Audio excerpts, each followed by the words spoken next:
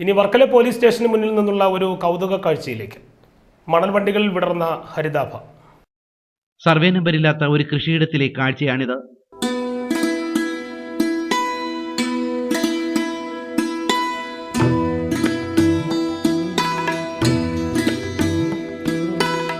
മഴ പെയ്തപ്പോൾ പുല്ലും ചെടികളുമെല്ലാം തഴച്ചു വളർന്നിരിക്കുന്നു. ഈ കൃഷിയിടത്തിന്റെ ഇപ്പോഴത്തെ ഉടമ വർക്കല പോലീസാണ്. പോലീസ് പിടികൂടി സ്റ്റേഷന് മുന്നിലിട്ടിരിക്കുന്ന മണൽ വണ്ടികളിൽ നിന്നുള്ള ഹരിതാഭകളാണിവ.